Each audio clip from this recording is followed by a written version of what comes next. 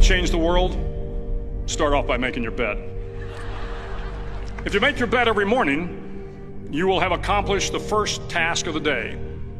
It will give you a small sense of pride, and it will encourage you to do another task, and another, and another. And by the end of the day, that one task completed will have turned into many tasks completed. Making your bed will also reinforce the fact that the little things in life matter.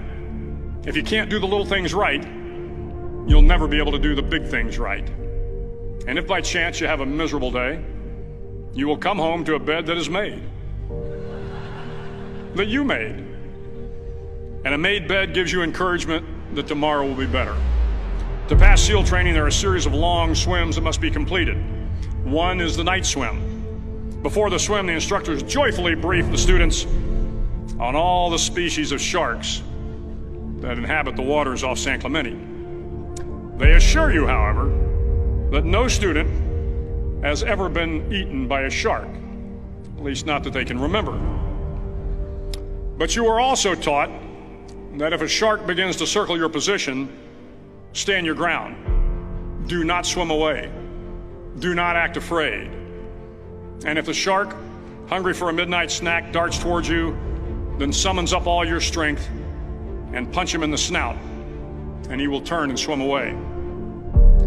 There are a lot of sharks in the world. If you hope to complete the swim, you will have to deal with them. So if you want to change the world, don't back down from the sharks. Over a few weeks of difficult training, my SEAL class, which started with 150 men, was down to just 42. There were now 6 boat crews of 7 men each. I was in the boat with the tall guys, but the best boat crew we had was made up of the little guys, the Munchkin crew, we called them. No one was over 5'5". The Munchkin boat crew had 1 American Indian, 1 African American, 1 Polish American, 1 Greek American, 1 Italian American, and 2 tough kids from the Midwest. They out-paddled, outran, and outswam all the other boat crews. The big men in the other boat crews would always make good-natured fun of the tiny little flippers the Munchkins put on their tiny little feet prior to every swim. But somehow these little guys from every corner of the nation and the world always had the last laugh, swimming faster than everyone and reaching the shore long before the rest of us. SEAL training was a great equalizer. Nothing mattered but your will to succeed, not your color, not your ethnic background, not your education, not your social status. If you want to change the world, measure a person by the size of their heart, not by the size of their flippers. The 9th week of training is referred to as Hell Week. It is 6 days of no sleep, constant physical and mental harassment, and 1 special day at the Mud Flats. The Mud Flats are an area between San Diego and Tijuana where the water runs off and creates the Tijuana Sloughs, a swampy patch of terrain where the mud will engulf you.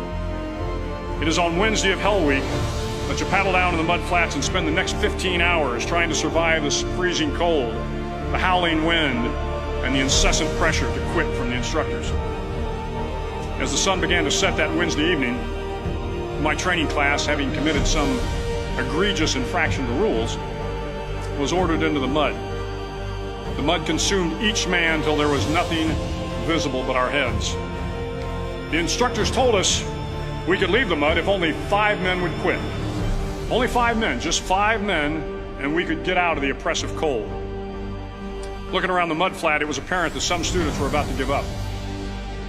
It was still over 8 hours till the sun came up. 8 more hours of bone-chilling cold. The chattering teeth and the shivering moans of the trainees were so loud, it was hard to hear anything.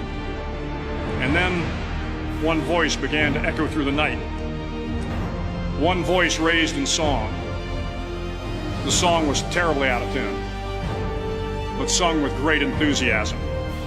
One voice became 2, and 2 became 3, and before long, everyone in the class was singing.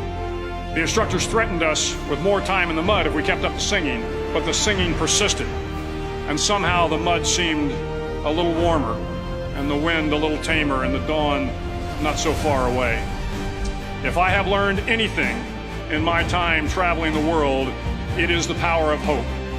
The power of one person, a Washington, a Lincoln, King, Mandela, and even a young girl from Pakistan, Malala. One person can change the world by giving people hope. So if you want to change the world, start each day with a task completed. Find someone to help you through life. Respect everyone. Know that life is not fair and that you will fail often. But if you take some risks, step up when the times are the toughest, face down the bullies, lift up the downtrodden, and never ever give up. If you do these things, the next generation and the generations that follow will live in a world far better than the one we have today. And what started here will indeed have changed the world for the better.